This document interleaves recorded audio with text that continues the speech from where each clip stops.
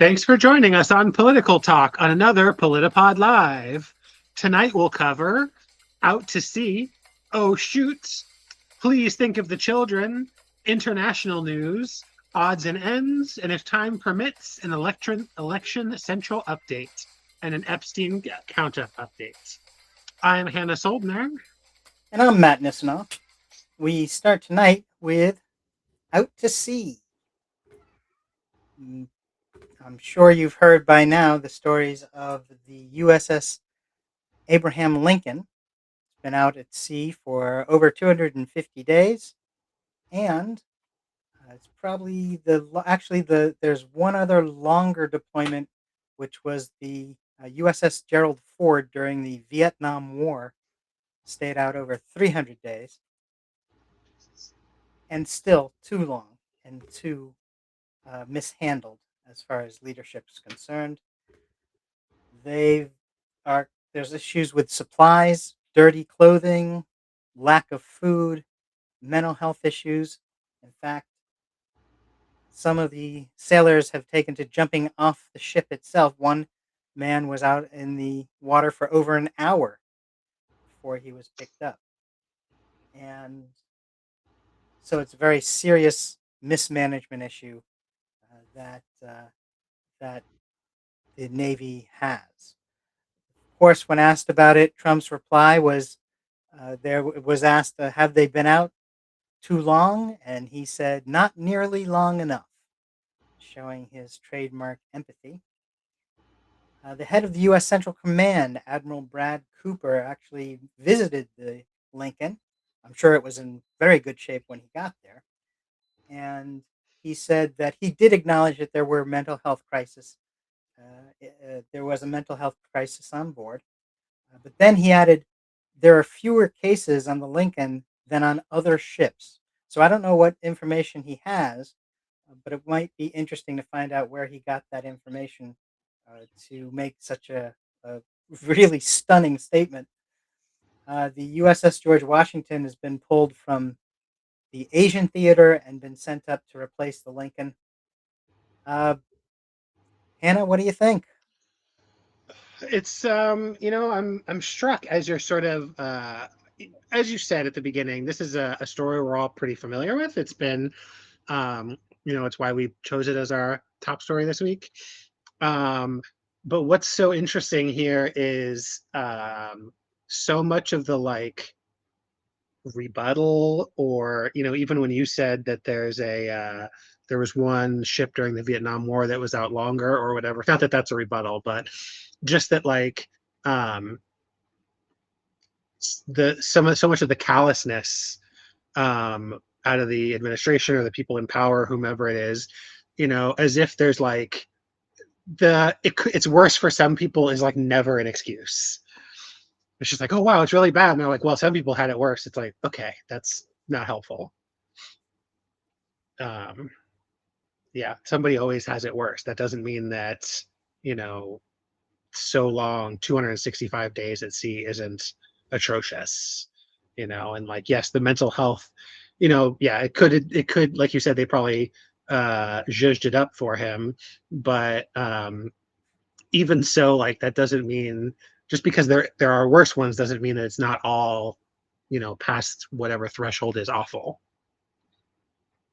Exactly. And when the families of the sailors are contacting people to make it known what's going on, that is a very serious sign. I mean, with the military, military spouses are allowed to, speak their minds and to say what they're saying, but they are so ready to go out of their way to protect the sailors and the military that for military spouses to come out and actually say this is a really serious problem. They're eating, barely cooked meat and a taco or something for a meal, and that's not suitable for anybody. If you're hard at work and doing military, trying to reach military objectives, and so the fact that the military families felt they had to come out and say something publicly shows a how that it's crossed that threshold of being more than serious, and it's a real issue. And how they handle it, as management. Hegseth and Trump are basically the heads of the company, so to speak. At least that's how they see themselves. They don't look at themselves as heads of services. They look at themselves as heads of businesses. And so the fact that they would mismanage their business so severely that people would be harmed, of course, to them it's always other people, so it doesn't matter so much. But the fact that they're doing that should be a signal to other people as to where the situation that we're in. It also makes the Hegseth's insistence on people taking, testosterone or whatever, like all the more galling. Like you want the best of your people out there, but you're not even gonna feed them. Maybe worry about that first. Yeah, exactly. The basic mission stuff of clothing, food, Right. and uh, minimal efforts to address mental health, having them be allowed to contact their loved ones, keeping up with making certain that they have access to contact and stuff. That's just so important to someone who's in the military. It's remarkable that it's even a question. Yeah. Um, okay, regretfully, we'll have to return to our next issue as well, and that is oh shoot.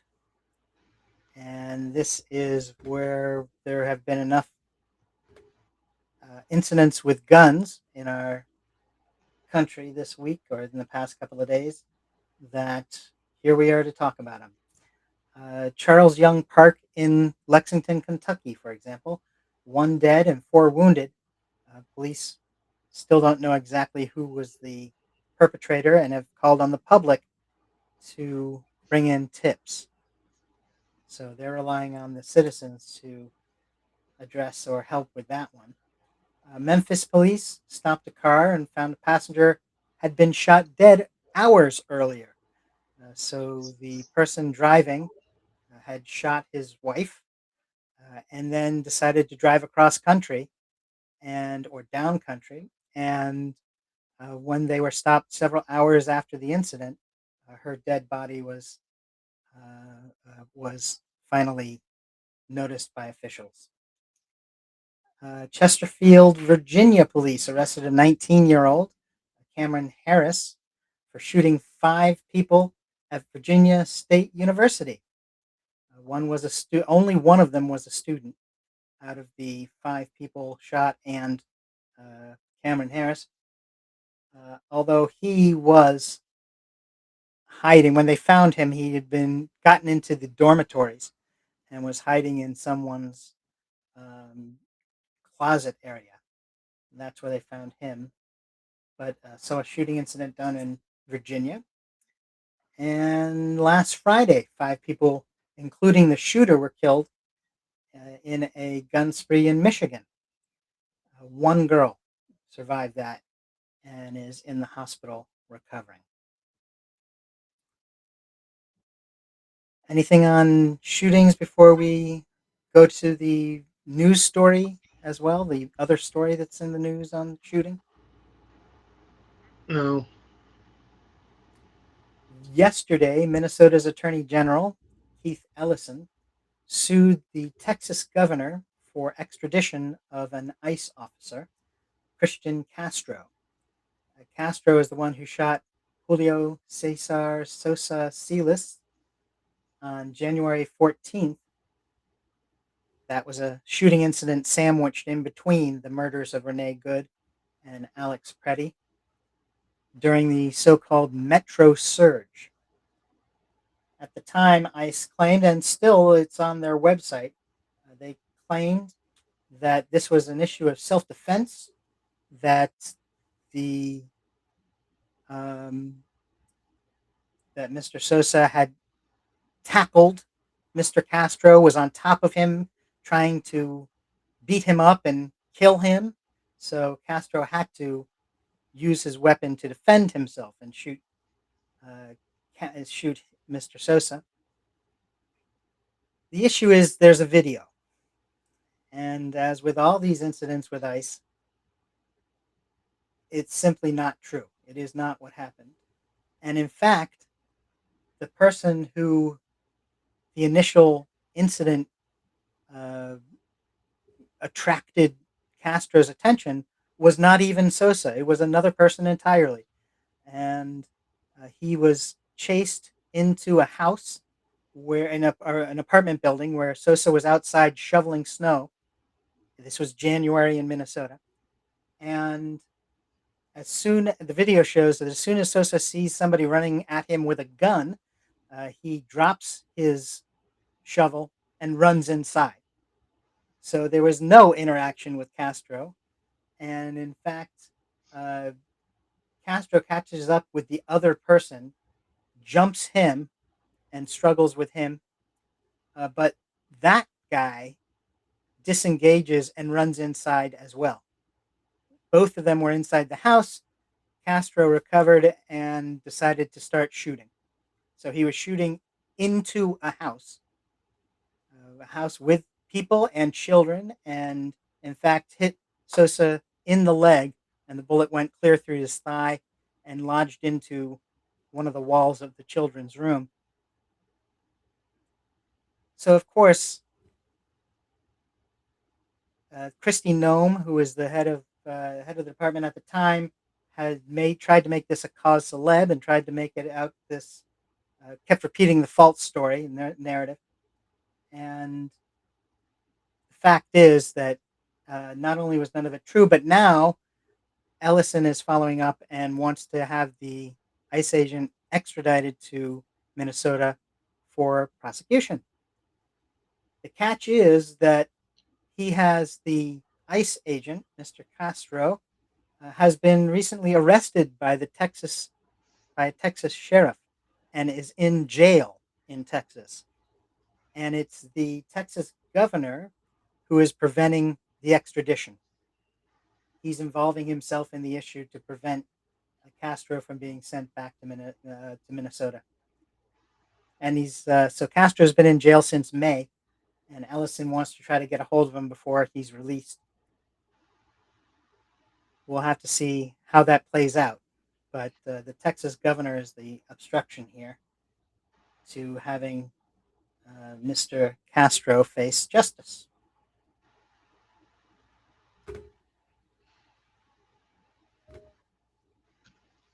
Well, and not even justice, but just like uh, a trial or even like a pre-trial or whatever.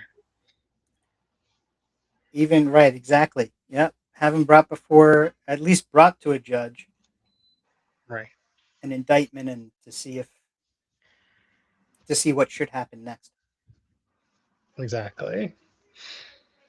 Speaking of things that are next up on PolitiPod Live. Won't somebody please think of the children? Let's hope. Hannah, do you want to take this? Yeah, I just got to say that speaking of things that are next is the best segue ever. um, this is not a funny story at all. Sorry. Okay, so first, Trump has been doing his signature domestic policy has been this reworking of SNAP benefits, and I'd seen this people talking about it, but according to ProPublica, more than 770,000 children are no longer receiving SNAP benefits after the changes. So I mean, like, there's always been this push from the conservative side to be, to try and get work requirements or whatever. That's what these are. Basically, they're introducing you must be doing 80 hours a month of work or volunteer or equivalent. But the thing is there's very little leeway. And so, this 770,000 children, 3/4 of a million children are now no longer receiving SNAP benefits. And they obviously have there's nothing they can do, right? It's not, punishing their parents, punishing them through their parents is just it's not doing anything. It's just not giving children food. Um, and yeah, and so that was the first thing I just wanted to talk about, like this, like who is helped by these, more than 750,000 children not getting SNAP benefits. Um, did you want to comment on that? Well, I'll say this: it's a very similar thing. This is a benefit that they have already been gone through a process, been approved for, is something that they are receiving because uh, it's helping them. It's providing them with something they need to be able to participate in society, and so finding a way to pull it, just like Medicaid and Medicare, you can find a way to justify taking it, but that doesn't mean that you're helping. That's in fact you're making things worse, and there'll be a price to pay for that later down the road. And so it's not being done as part of some sort of a justified action against something. It's just being done out of malice. Yeah. And the whole point of these programs are, well, apart from just like that it's the morally correct things to do, but the sort of like, if you want to put numbers to it, research has shown that just like children who have eaten do better in development, cognitive development, school performance, all these kinds of metrics. And so, um, even in the worst case scenario, if we're being tricked out of taxpayer money or whatever, the argument is still that it's probably worth it. And also you know, there is no evidence that all of a sudden there's all this like massive malicious children stealing from the governmental coffers or whatever. Right. Right. It's actually benefiting us to help. Yeah. Um, Next thing to think about, when you're thinking about the children, is that there's a record number of kids have had vaccine exemptions this past year. Um, yeah, record share of kindergartners missed required vaccines, which is happening, as not only as Trump is trying to make it even less, less imposition, less, restrictions on exemptions, but also we're having these, like, as we spoke about last week, these sort of record outbreaks of, vaccine preventable diseases. Um, so it was already bad on paper, and then it was bad in real life, and it's getting worse. Exactly. And only going to get worse with this nonsense about how they need to signing an executive order saying you have to get individual shots for each ailment now instead of a combined shot, because he just doesn't like the idea. Trump doesn't like the idea of there being a combination shot that you can just give one time. So he's trying to force it to be 5 or 6 separate shots, which is not going to go over well. It's not going to be convenient. It's not going to help parents get things done so they can be at work.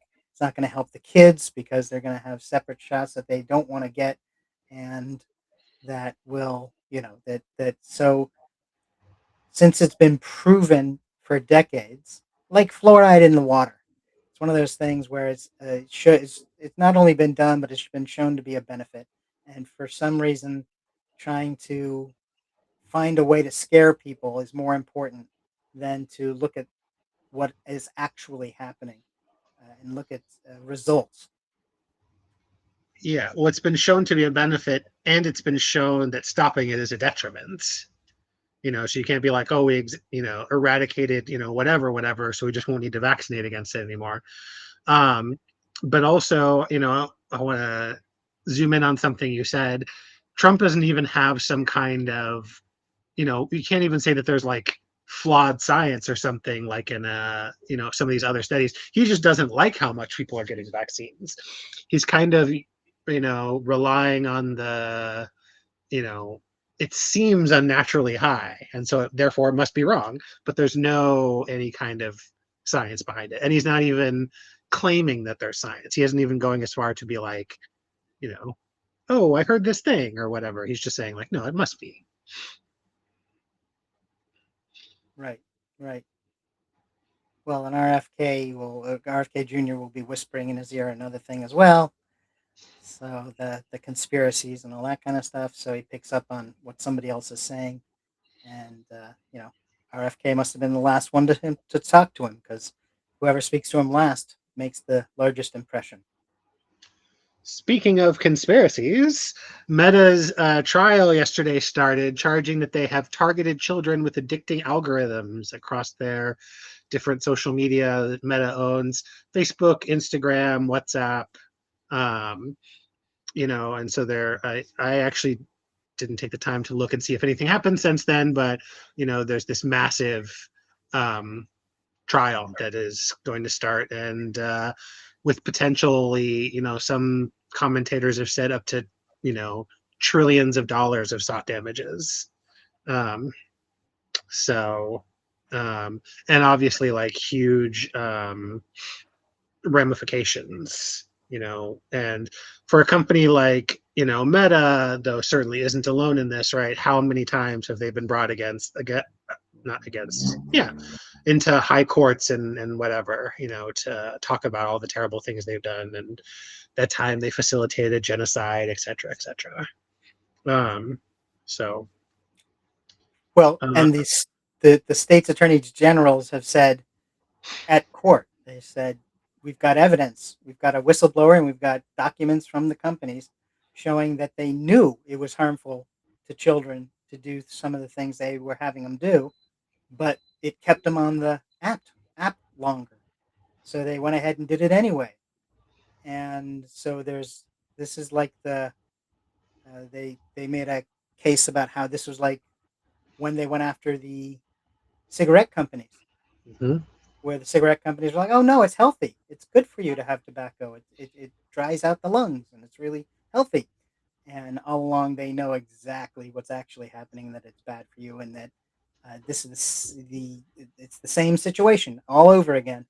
Here's the company saying, "No, it's fine," and actually, the attorney for the company said some absolutely nonsense in defense of it. I'm not recalling it off the top of my head, but it was one of those arguments like, "Hey, if we were hurting kids, don't you think we'd stop?" It's some sort of No, absolute lunatic sort of statement, and it was like, you're making that as a case in front of a judge.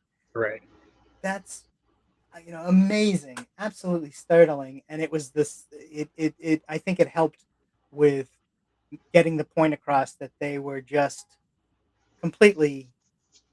Um, it was just a dodge, and the whole thing is just such a farce that their arguments are absolutely not going to stand up again with a judge.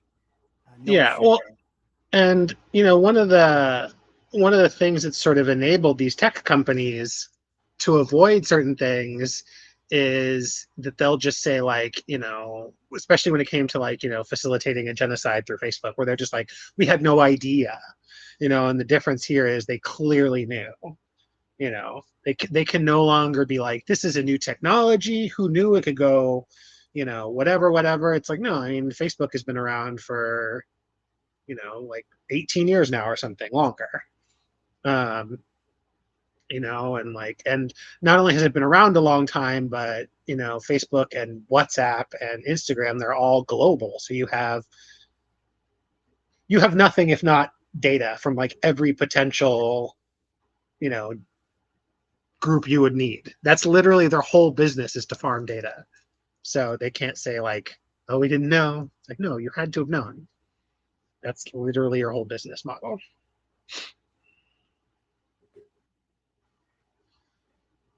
And also the in France, the it's interesting because it's a sort of a twist on this whole thing is happening over in France, where the legislature passed a law to ban people under 15 from using social media.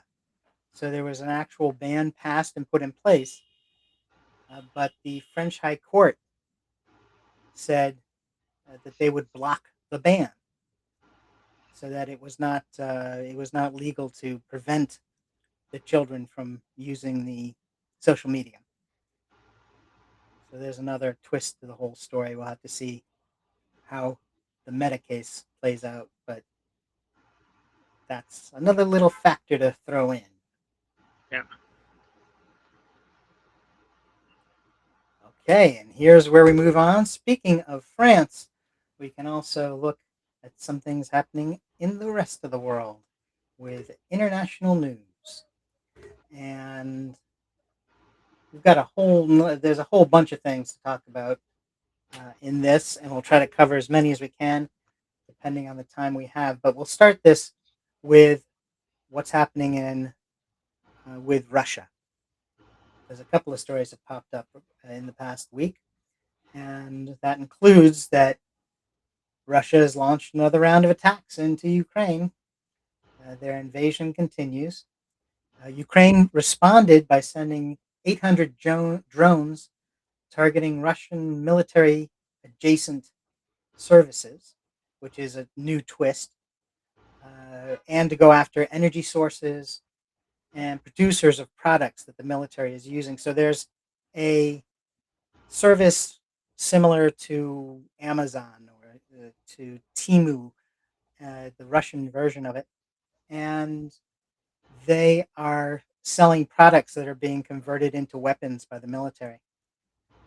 So one of the things that was targeted, along with energy sources, was the headquarters of this business, and just shows that the Ukrainians are stepping up. Putin won't let the invasion stop, so Ukraine is stepping things up, and now people in Russia itself may find they are starting to have hardships because of the disruption to their economy and their country.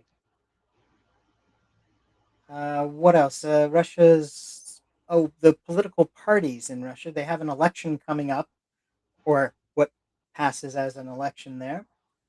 And Russia has officially banned the last political party that objects to the invasion of Ukraine. So now there are 10 parties left, and all of them support the invasion into Ukraine. So the big issue, or a big issue, has been removed from consideration in the elections by the Russians, just making it easier for people to make decisions, I guess. Yeah, you got And 10 parties. You got to make it easier. exactly. And so the next Duma will continue the Ukrainian invasion. A Russian tanker was grounded and spilled oil in the Gulf of Oman. It's that's the sort of the part of the world where this is all happening now. So perhaps perhaps it will just be fine. But a big oil spill in the Gulf of Oman. We'll see if that doesn't help make things better. Yeah, I hear oil prices are great right now. Yeah, right. Yeah, I believe they're back. What aren't they up by $100 a barrel or up that way? Yeah, and actually, Trump even came out and said, "Hey, so what? You're paying $4 a gallon for gas. You can pay that $4. That's not much. It's it's he's the way, and he's the one who promised that if he were elected, it would be $2 a gallon for gas. But $4 is good. To our international viewers, that's a high price here. I understand that gas is expensive lots of other places. It certainly is. Um, Indonesia. Some news from Indonesia. There was an earthquake that had killed a large number of citizens in Indonesia recently. Britain had citizens killed by a heat wave that's happening in Europe right now. Japan has had citizens killed by unprecedented rainfall. And the US has citizens killed by the presidential order in the streets. So these are not alike.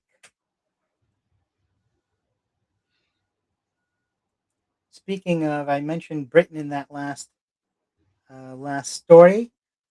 Another side to the news: Britain has been reintroducing, for the first time in 400 years, beavers. Beavers are being reintegrated into the society in Britain, and they're helping with the flora and fauna. It has actually had ecological benefits because of their setting up and going back to work and doing what beavers do, building dams and grabbing and moving things around. And they seem to be doing quite well. They're reestablishing themselves quite famously. Thought I'd throw in a good one in there, something that I noticed. I was like, hey, love this. Who doesn't love a beaver? I'm a big Wood, fan. I guess. Wood maybe doesn't love a beaver, but otherwise, The natural enemy. yes. Uh, oh, speaking of enemies, Donald Trump has scaled back military exercises in South Korea. He says it's in order to appease Kim Jong Un.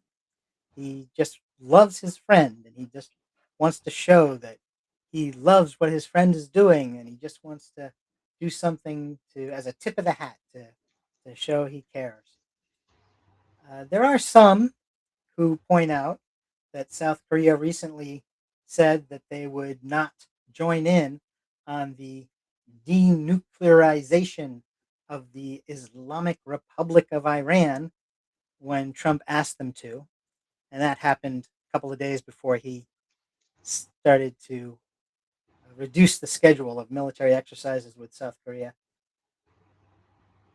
Could be one thing, could be another, could be a combination of the both.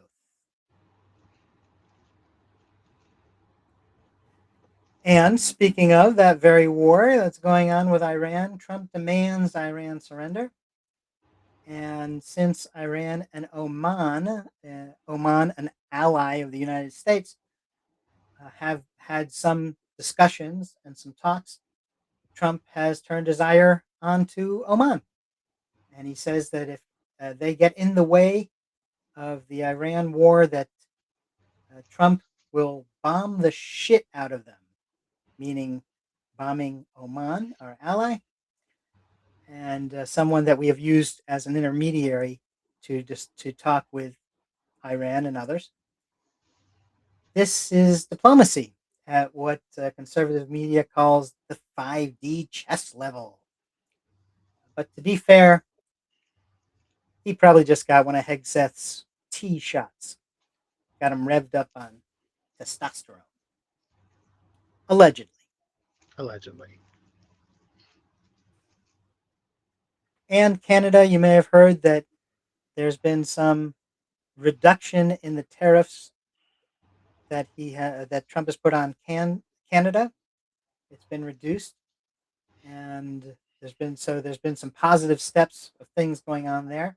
But what's even more remarkable and has not been as highlighted is that Canada has announced $70 billion in clean energy projects, creating jobs and expanding clean electricity generation nationwide.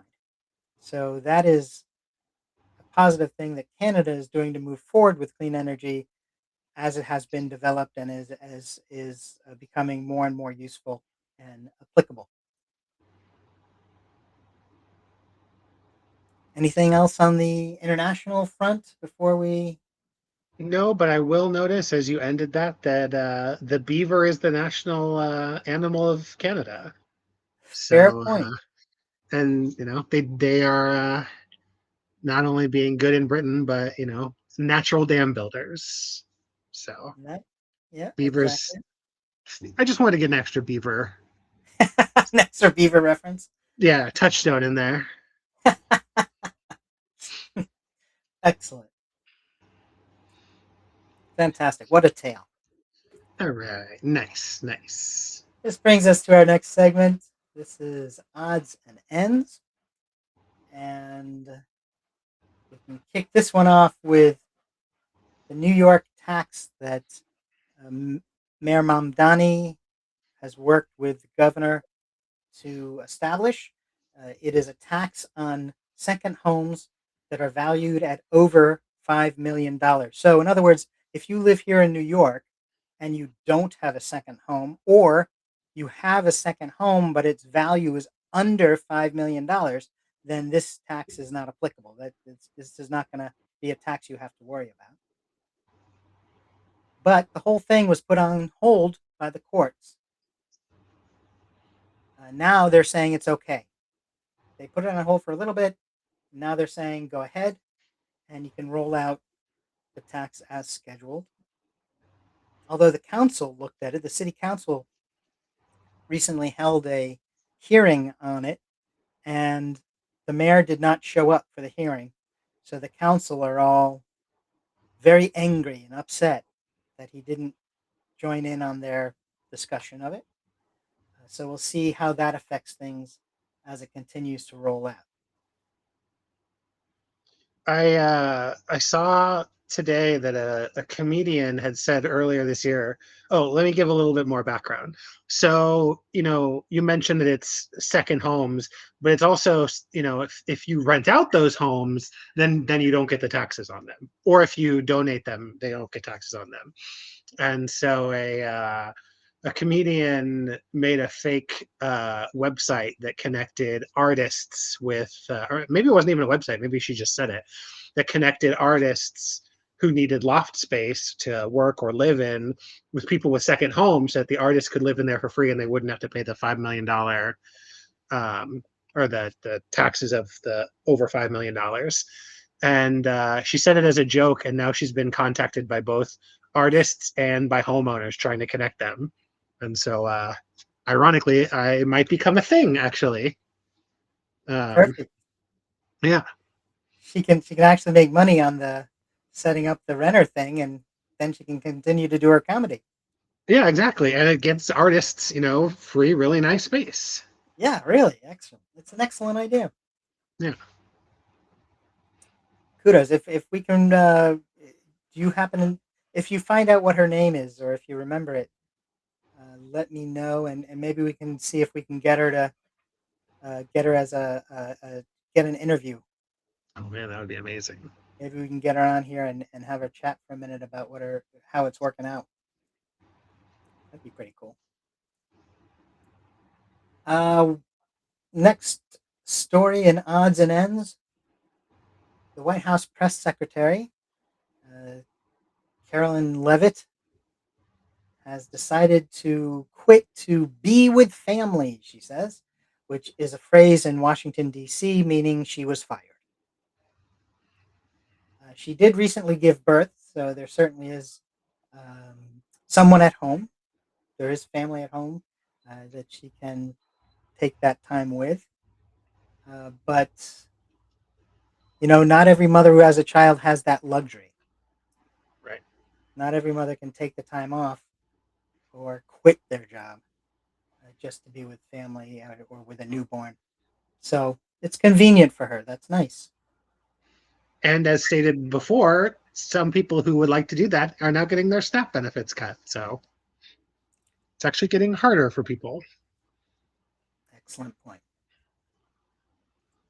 Although I'm sure for the White House, it will not be hard to find someone as accomplished in mean-spirited obfuscation. It would be painfully easy, as Fox has plenty of staff to choose from to replace Ms. Levitt. I don't think they've named anyone up to at this point. They said that her assistant was going to take over for the time being, but I don't know if that's going to be the official replacement. We'll have to stand by and see what happens. Can you tell us a little bit more about ICE proposing insurance against the legal repercussions for Yeah. police who make arrests? So it's exactly that. So ICE is pitching insurance because they're deputizing local law enforcement to make these sort of immigration arrests, as PBS puts it. That's the source of this news. It's very, it's more gentle than we would have said, right? Raids. But now these, as more and more of these people are getting sued for misconduct, ICE is trying to create an insurance system so that they wouldn't lose their livelihood just because they illegally tried to, arrest somebody or engaged in on-duty misconduct. Wouldn't want to get in the way of their, raids. So yes, ICE is pitching an insurance to do that. They don't have it yet, but they're working on it. No doubt. And they're gonna, I think it's going to be subsidized. So your tax money subsidizing the insurance so that people can break the law. And including up to murdering fellow citizens Indeed. in U.S. cities. There's a bit of news for you. ICE is also planning on buying, allegedly, they're going to buy special gloves that can provide electric shock. So they're going to apparently buy $20 million worth of these shock gloves so that they can, I'm sure, misuse them. I'm sure that they will say they need them very badly and that they need to use them very badly. And that would actually fit. Actually, they will use them badly. Yes, they say they're very effective, and that's not my concern. My efficacy is not my concern. It's the horrific way it's going to get used. Yeah. They will justify if they're a real thing, then they will find a way to misuse them like they misuse firearms, and will use them to harm people for no particular reason other than to show that they can do it and that they are in control. And so we'll have to keep an eye on that, see if that's actually a real thing or if this is a PR stunt or what's happening with that. And the only other thing I can think of is Trump once again is blaming secret vandals for damage to the grass around the location where he had a 4th of July celebration, right about where they put right about where the White House folks put tables and had activities going on. Something happened to the grass, and it must be vandals, right? I mean, just like the reflecting pool, there was a secret vandal who slashed with a some sort of a knife or something or a razor and slashed right down the middle all the way along, and that was the real reason for all of the troubles. And of course, that was untrue. And so is this. But why not try it again? Why not try that same excuse again? Exactly. You want to make certain that you're on top of things and using the same excuse that didn't work the last time, because it gets the word vandal into the conversation. That is true. Then you can keep using it. Yeah, and that's always important. Although it is interesting, he didn't blame it on Antifa thugs. That's true. So things are evolving. Alrighty. It looks like we do have time. Time does permit for us to have a check-in with Election Central. As you may well know, the primaries are continuing to roll along in both August, and there'll be a handful in September as well. So we're going to keep giving you updates on what's happened when time permits. And for this week, we had yesterday there were elections in. There was a follow up on something in Minnesota. There's stuff happening, and there were elections, primary elections in Florida and Wyoming. and Alaska, and one in California, which was a special election for a congressional seat.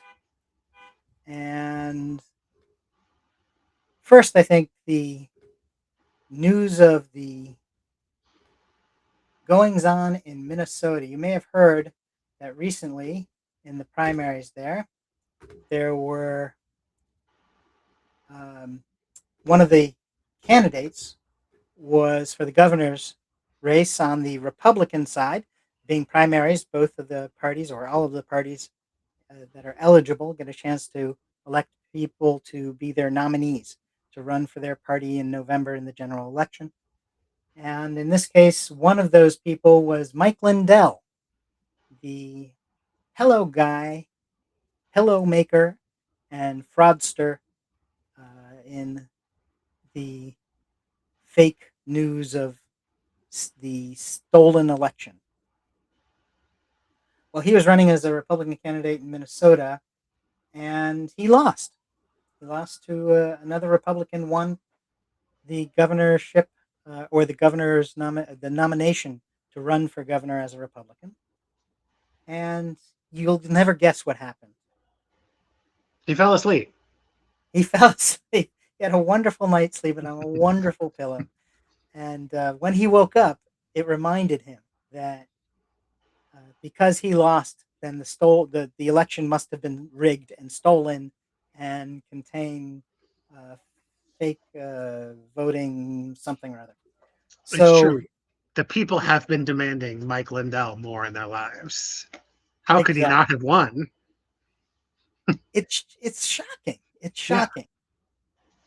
And so he's going to look into the stolen governor's nomination race, mostly because he lost. We'll see how far that gets him. He can maybe send attorneys to court, like Trump did after 2020, and maybe he'll lose the same 40 cases that Trump lost nationwide in trying to promote that whole thing. And speaking of the 2020 fake electors, you may recall there were a handful of states that where Trump lost. Those states put together a group of people, called them electors from their country, from their state, and tried to get them verified as the official electors, although they would not be in line with the actual results. They don't need results; they just need to say it, and it should be true. Well, the fake electors from Nevada, who made up and presented fake documents to Congress, have been charged with a crime. But a Republican judge has stepped in and thrown out the case. The state's attorney general, however, is said to be challenging that decision. We'll see how the courts handle it from here. But there's the latest on what's been going on in Nevada. On to the actual primaries. Now, it was pretty interesting in a number of the races that happened yesterday are kind of interesting. For instance, the primary for the governor's race in Florida on both sides, the Democratic and the Republican, had some interesting things happen. For the Democrats, a former Republican who's now running as a Democrat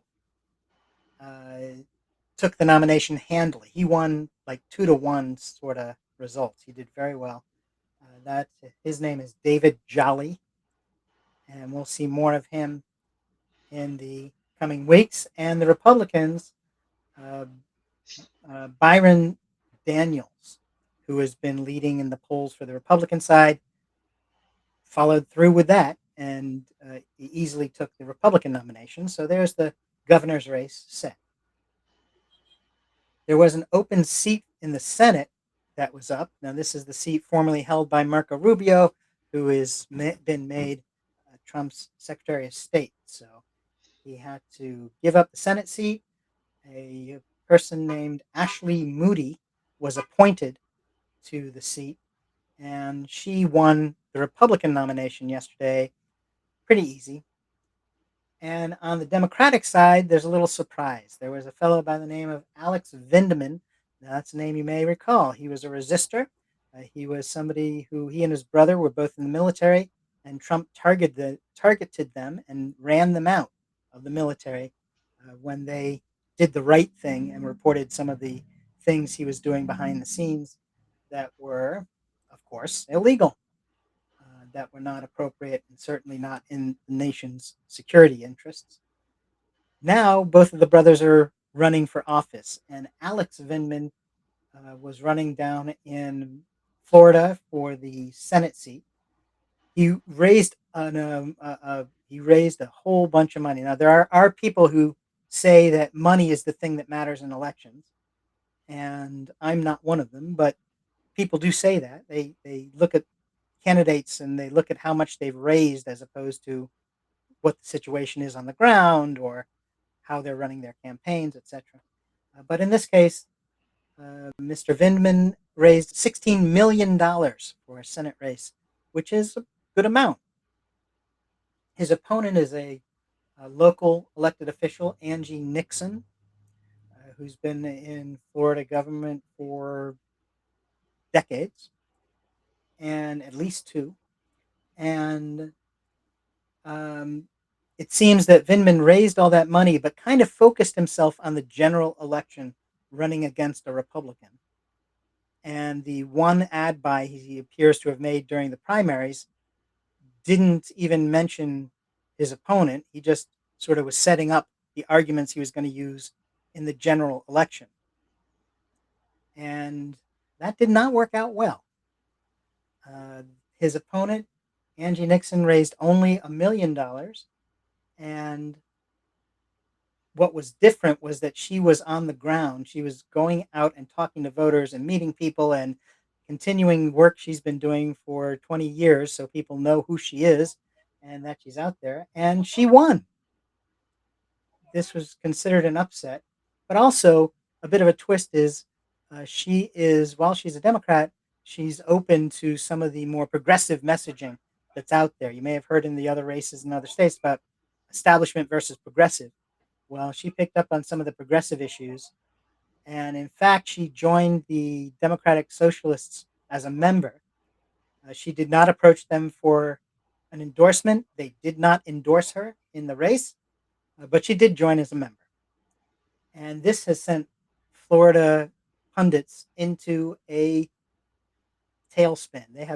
They are absolutely going crazy down in Florida because she won the Democratic nomination and is progressive in her thoughts. In fact, David Jolly, the aforementioned former Republican who is now the Democratic nominee, went out of his way in his victory speech to say how much he hates socialism and he doesn't want to have anything to do with the Democratic Socialists.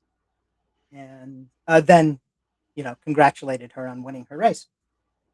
So we'll see how that works out between now and November. And there we are, 16 million versus 1 million, and 1 million takes it. If you're a guy or a gal who feels that money is the only thing that's important in politics, there's another story for you to consider.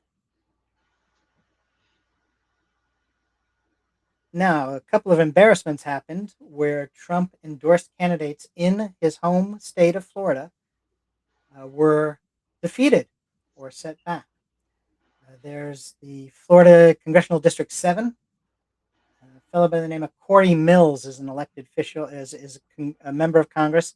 He has some severe issues of domestic abuse and sexual harassment. And of course, that immediately gained him Trump's endorsement. However, the Republicans down in Florida 7th didn't see it that way. And a local news caster, Ryan, what is Ryan's last name? I don't remember Ryan's last name, but Ryan jumped into the race and he was very blunt about it. He said, The only reason I'm getting into the race is because this guy's so badly damaged on moral grounds that he shouldn't be in elected office. And the Republicans in District 7 agreed. And Mills lost last night. That also happened to Trump in the 19th district, which was a whole nother story. There's one person who was a local who was running, and then there were 6 or 8 different candidates who came from other states. I assume they moved into Florida with sufficient time to meet the residence requirements, but they all lined up. And matter of fact, 2 of the people were formerly candidates in Wisconsin that ran against each other, one a Democrat, one a Republican, but now they both live in Florida and they're both registered Republicans. So uh, they were both challenging this other guy, and the local guy won, and all of these people, including, if you remember the name Madison Cawthorn, who was in Congress for a few years back. He's the one who a Republican who managed to even upset the other Republicans by uh, telling stories out of school, so to speak. He's the one who publicly held a press conference to discuss how he had been invited by senators to a sex party. The Republican senators had gotten together and invited him to join them for a sex party.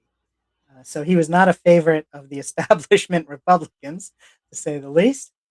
And he ran in the 19th and was also one of the losers, as was another former Congressman Chris Collins. He used to play for the Cincinnati Bengals, and now he's a Republican. He was in Congress for a while. He ran in the 19th and also lost.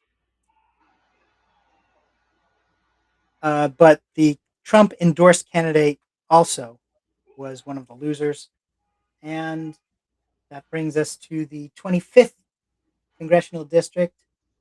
Uh, so this is on the Democratic side. There's a fellow by the name of Jared Moskowitz. He's a current congressman running for re-election, although this time there was an actual DSA endorsed candidate in one of the races. The candidate challenging Congressman Moskowitz was Oliver Larkin. And this was, a show of this was the showcase. This was the one that was the establishment versus the progressive. And the progressive got wiped out. Moskowitz won 63% to 36%.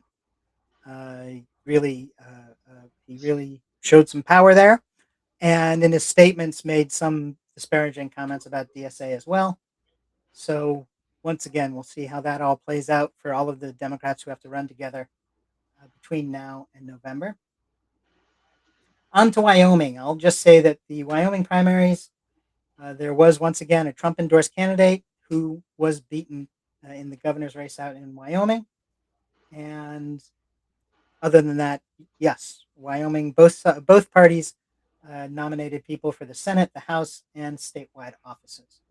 There is an interesting twist to the Alaska primaries, and that is every state gets to decide the rules for how their state will handle the primaries. And in 2020, Alaska changed the rules. They set it up so that in the primary, anybody who wants to run can run. And then they determine who the top 4 vote getters are. And all 4 go on to run in the general election. And if any of them choose to drop out, which is their right, if they want to drop out, it does. They take the 5th place finisher and bring them in. So there's going to be 4 people. However you want to do it, there's going to be 4 people. And so each of the electeds, all those who are nominated, there are 4 for each race, and that's what the voters in November will have to decide. An interesting case is the race where Daniel S. Sullivan, the current Republican incumbent for Senate, uh, also had a challenger who was a fellow Republican by the name of Daniel J. Sullivan Jr. And when he tried to file his paperwork to run, the Republicans in the Department of Elections tried to stop him from running. They refused to accept his paperwork. They said he wouldn't be allowed to run because he had a similar name to the senator, and clearly that was just some sort of a ruse. Well, Jay took his case to the courts, and the court said, "No, you're allowed to run if you meet all the requirements, and you can, qualify to run," which he had. So they had to put him on the ballot, and he came in third out of the four top vote getters. So Mary Batola, who is the Democrat, Daniel S. Sullivan, the incumbent, Daniel J. Sullivan Jr., the other Dan, and there's a fourth person as well. We'll all move on to the November. Now the Republicans have kicked it up a level. So now the DOJ is saying that they're investigating Jay, and they're going to find out what the real truth is here about his running for election. So there's a little side drama for what's happening in Alaska, but it is. I mentioned it particularly because of that interesting and now unique sort of system where they allow everyone to run, and then the top four instead of the top two move on. There's the same thing with the governor's race. The top two vote getters were actually Democrats, and the third and fourth finishers were Republicans. We'll see what that means in November, whether that is able to be maintained and a Democrat winds up with enough votes, or if that was just for the primary and when Alaskans go to the polls in November, they end up with a Republican governor. We'll find out. The voters will decide that. I think that's just about everything. Anything on elections or anything that you want to add in?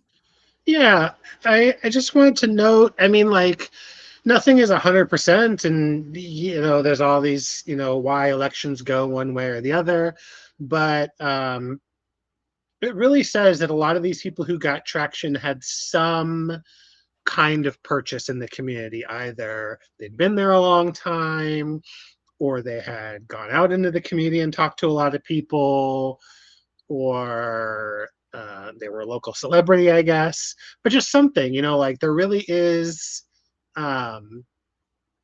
something to be said about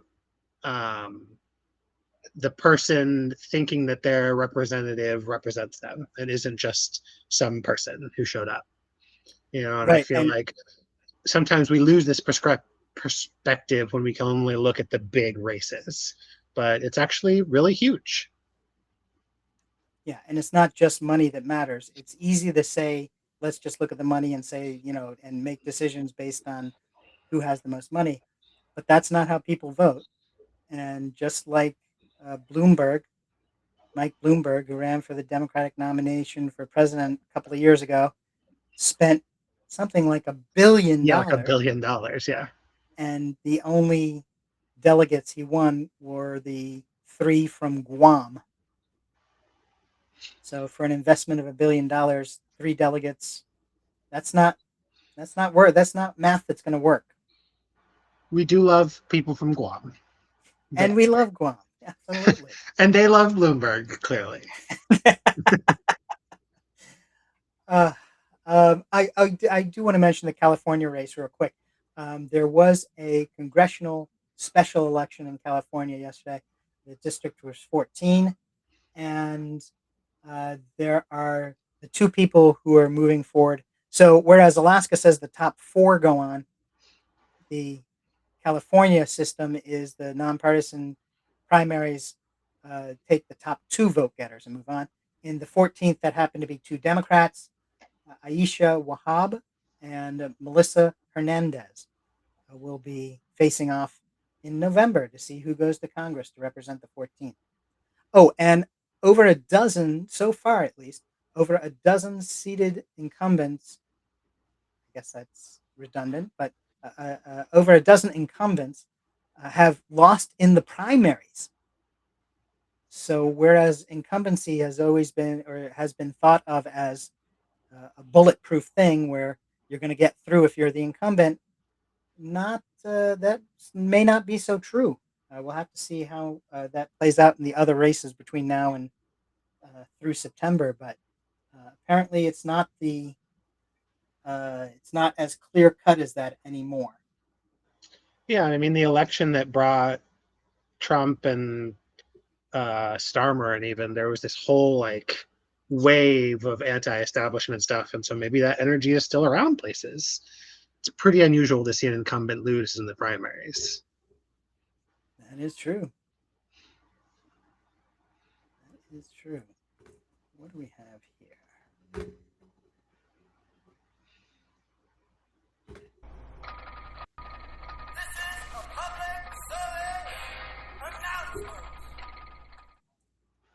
With all the distractions that happen throughout our day and everyday life, we here at PolitiPod Live feel that it's incumbent on us to offer this public service announcement. The number of days since the unredacted Epstein list has not been released. We are at day 4,082. So we will have to, unfortunately, continue the countdown, the count up, and we will. This is PolitiPod Live. We'd like to thank you for joining in and listening. Thanks for being here for Political Talk. And you're welcome to join us every Wednesday, 6 p.m. Pacific and 9 p.m. Eastern, right here for PolitiPod Live. And if you want to join us for Political Laughs, you can join us and a half dozen of our friends for our political comedy podcast, PolitiPod. You'll find that at soundcloud.com/PolitiPod. I'm Hannah Soldner. And I'm Matt Nisanoff saying goodbye.